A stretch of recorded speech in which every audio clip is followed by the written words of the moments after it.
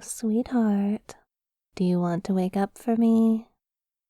There's no rush. You need lots of rest. That was quite the operation. Oh, such a good soldier, always toughing it out. You're right, this isn't your usual hospital. Let me turn on the lights. Now, you're still very sick. You need to stay in your cot. Doctor's orders.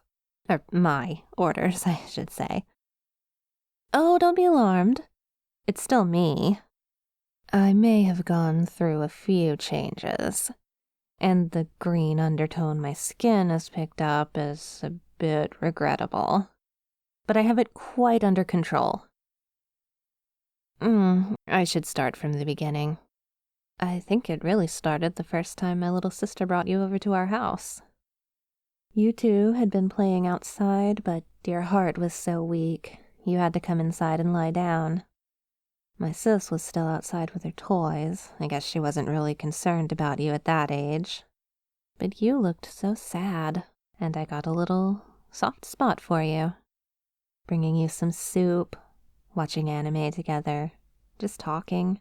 You were so well behaved for a little kid. And I could talk to you about what I was going through in my life, and you'd listen. I'd tell you all about my silly little crushes.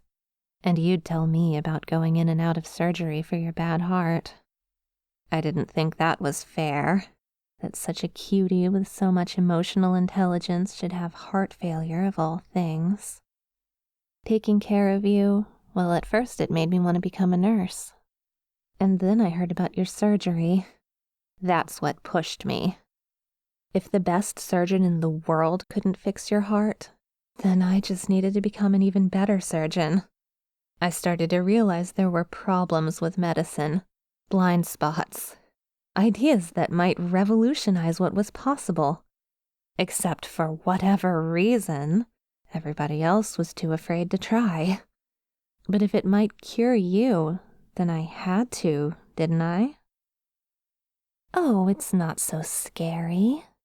For most of human history, dissecting human bodies was forbidden. And really, when you get down to it, vivisecting a body isn't that different from surgery. I didn't hurt anybody. They had a numbing agent. I just took them apart while they were still alive and conscious and screaming. So dramatic. And then I put them back together. Made them better, even. It really is the next evolution of surgery. I tried to explain, but nobody understood. My professors told me I was going too far. But how could anything be too far when it was for you? They couldn't stop me, not even after they revoked my license. Although that did make things a little harder. Digging up bodies. Approaching desperate people. I had to do some very adventurous things for you to hone my skills.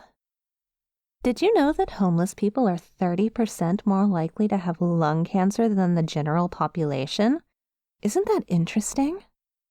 But even in a big city, there are only so many people desperate enough to lie on my table. So when my clinic is empty, I practice on myself.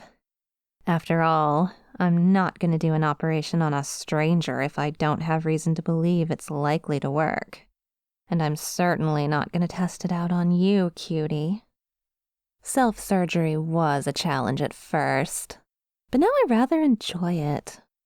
There are so many things you can do if you have enough blood and spare parts.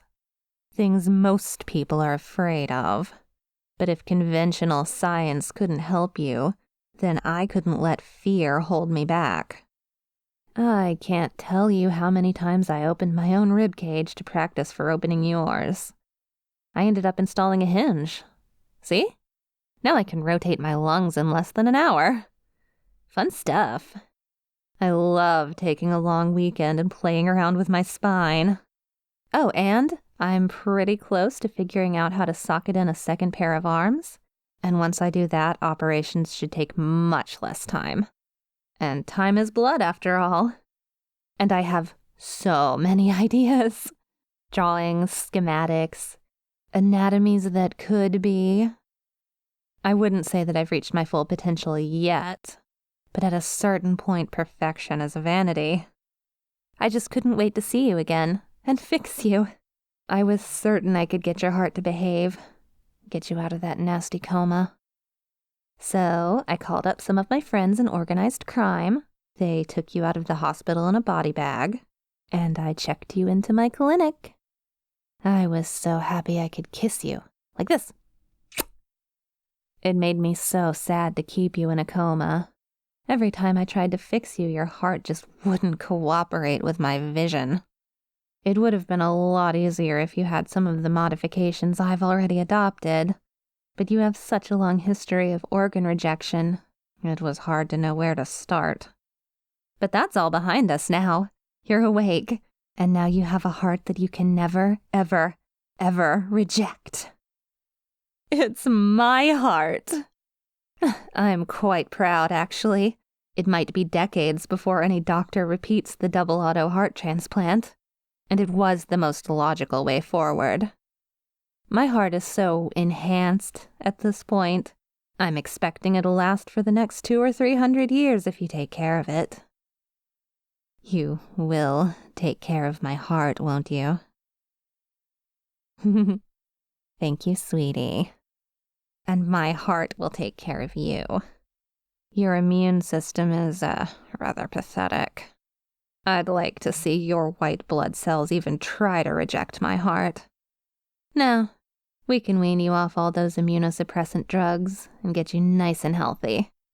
And similarly, your weak little heart's in my chest, and I'll take such good care of it. I'm gonna give it, let's call it tough love. Right now, I'm using muscles in my chest to force it to beat properly, but tomorrow, I'll get a proper chance to take it apart and clean it. I'm gonna make your heart strong. I'm going to fix it. I'm so looking forward to perfecting every bit of you.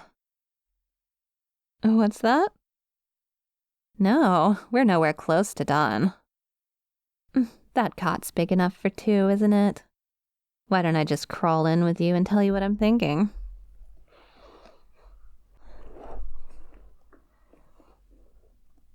I was just thinking that there's really no point in not taking my experiments as far as I can. I've got a steady supply of patients at my street clinic, and my services are highly prized in the underworld. Big aftermarket for human organs, and let me tell you, if you're the only person in the world who can reanimate a mafia boss after a hit, you can basically charge whatever you want. I set all this up for you, and now it would just be a shame if you had to go back out into that cruel world when I can take care of you here instead. I know it's been a little while since we sat on the couch together and watched anime, but that's what I want, more than anything. I want to be with you, take care of you, just like when you were sick. And yet I knew it was my destiny to heal you. That's the paradox, that I need you sick, and I need to heal you. But I do have a solution, one that will have you constantly needing bed rest, so I can dote on you. I'm gonna put you under the knife, every single day. That won't be too intense a schedule, by my calculations.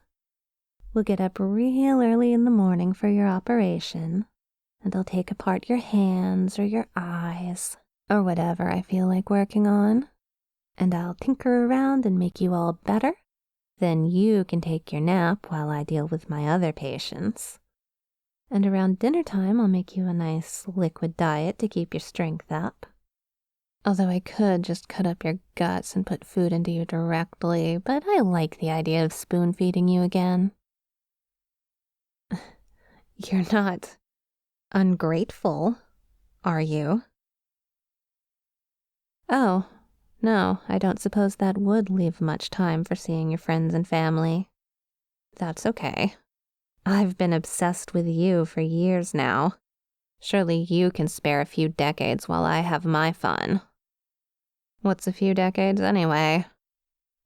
You know neither of us is ever going to die. Not so long as there are billions of sets of spare parts in the world.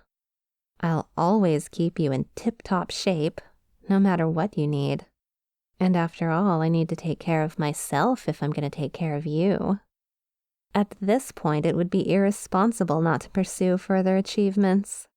A second pair of hands is just the start. I have ideas for a prehensile spine.